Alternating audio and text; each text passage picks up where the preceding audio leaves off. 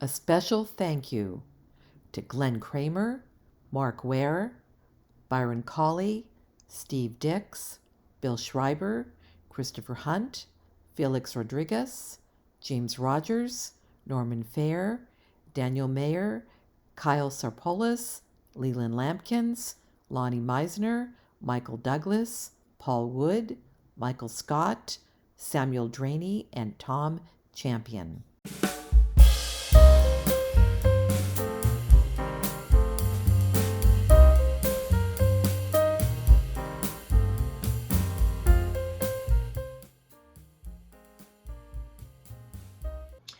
Well, it's time for another edition of Slot Car Fun on Sunday. Yes, sometimes I get these done on Saturday and I post them for Sunday. But today I'm actually doing it on Sunday because it's been a busy week. We had the rocket launch yesterday. If you want to see what that looks like and you have an interest in rocketry, especially for your kids who are the people we most want to get involved, because we're hoping that they will have such an interest in flying rockets and airplanes that they will actually seek out aerospace education and careers. So check out our videos on this channel about rocketry, and the one yesterday was really something. So, but anyway, I digress. This is about slot cars. The little green light there is where the camera is, and I'm always looking at the red dot. Forgive me. So this week, I'm not obviously at a race. There was a race yesterday. I couldn't attend it because we had the rocket launch, and the next race with Far Out Slot Car Group will be in May. And also, I'm going to go to Buena Vista because I'm still working on that Can-Am car, and that's what I wanted to talk about today. So I'm going to give you a little glance of where I'm at with that car. If you watched the last Slot Car Fun, you saw it run around the track.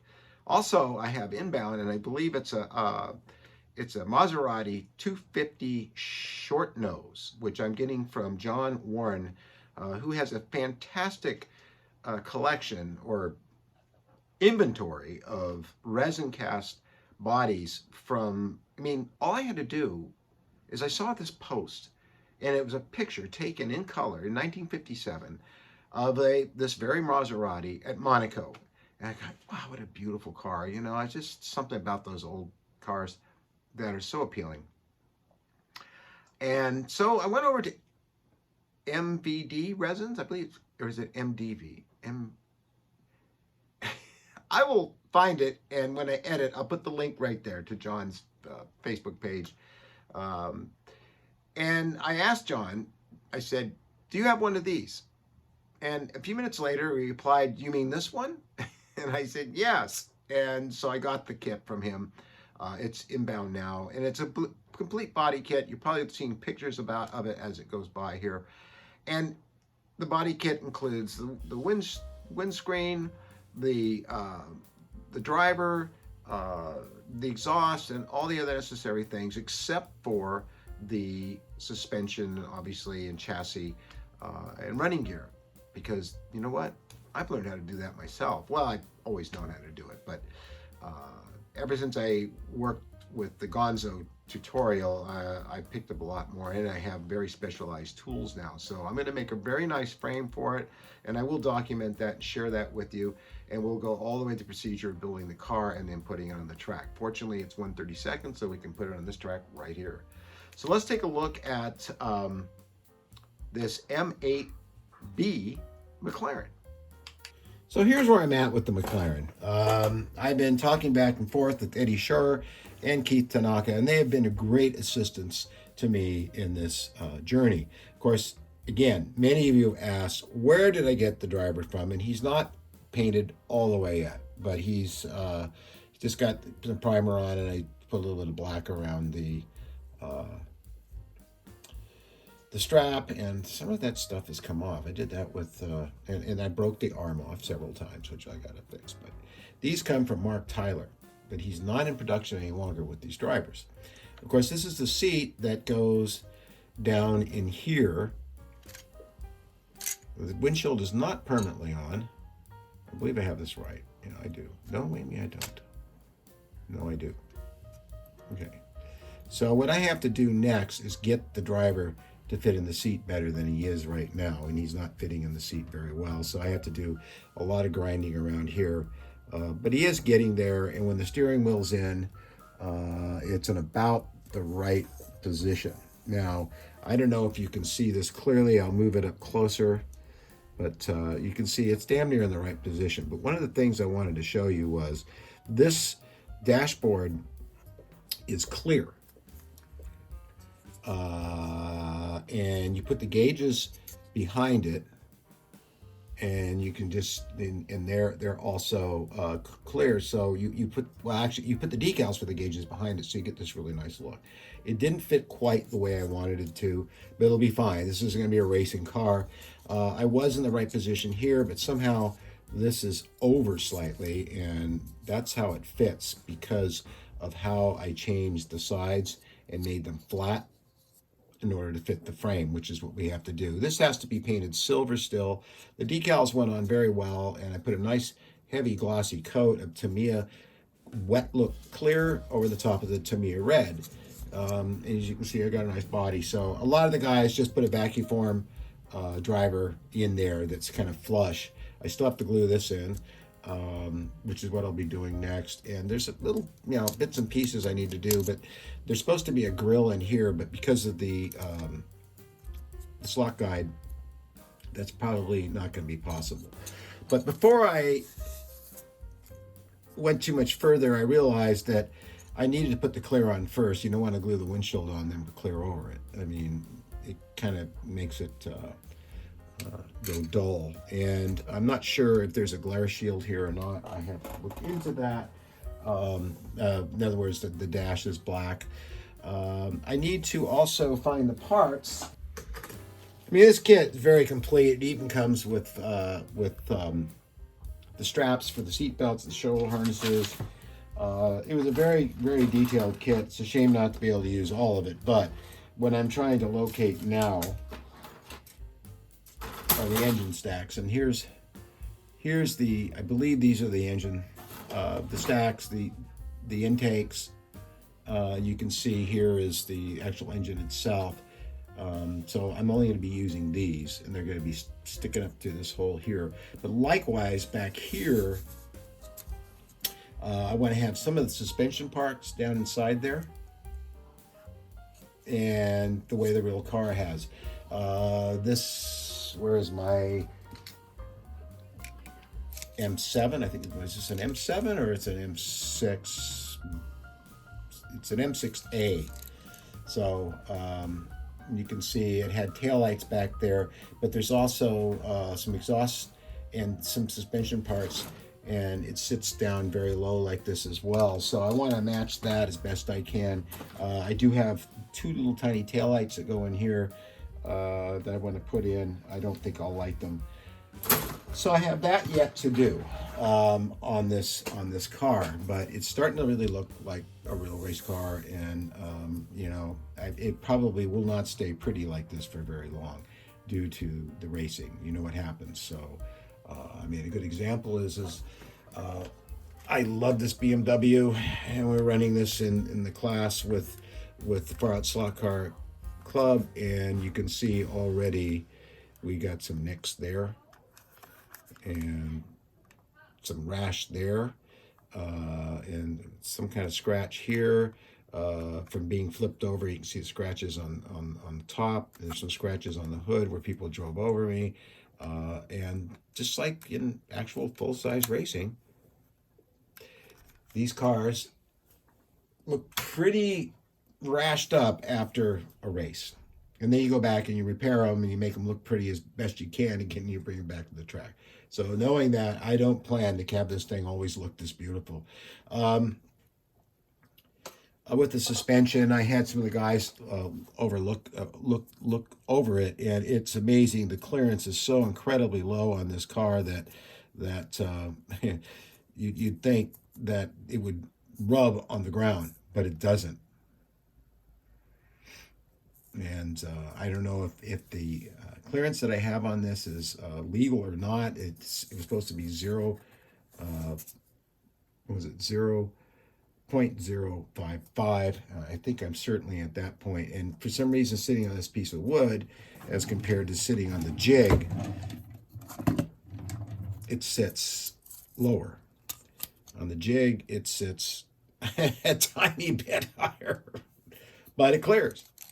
It absolutely clears, and you all remember this jig. Now you can see it's got some use. And that won't be the only time that this jig gets used, because I'm planning a 917, I think, next. I've been at my local hobby shop, and there's a lot of nice 124 scale kits there that are only in the $35 to $45 range, as compared to the Tamiya kits, which are very, very expensive. This is a piece of hot glue, was here from where I originally put the driver's seat. Let's get rid of that, because now it's actually part of the car. I'm not allowed to sit down lower. Tenacious stuff.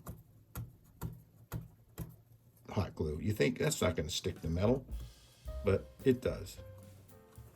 Well, I'll get that off another time. So what it was pointed out to me is I didn't have enough movement here. And what I'm finding now is at the time I had plenty, and now I have none. So something's, there it goes. Now it's moving.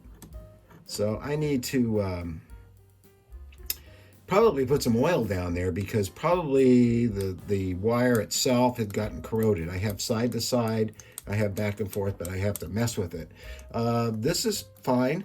I need to add a little bit more to it, a little bit more than I have.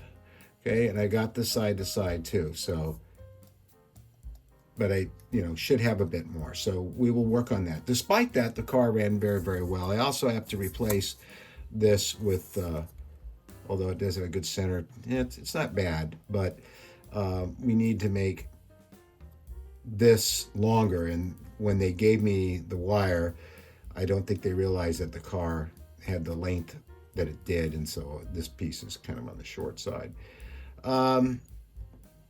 Of course, maybe what I need to do is flop them, but they're both the same length, so it's not going to make any difference.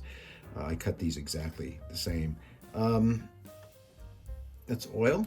These are nice and smooth, and I found they were also doing the same thing, and part of it's from the corrosion that's caused by the acid flux. Even though I used a wire brush on it and cleaned it with alcohol, you still get some of it. You put oil on it, that cures it. So I'm thinking putting oil down here will help too. The mesh is good, really, really nice. So I'm very pleased with this for my first frame and my first car.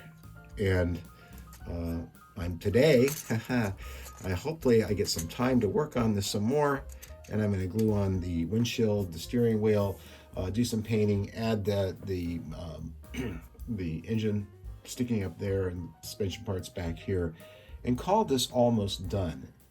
And then we wait for the first race, and I hope it survives.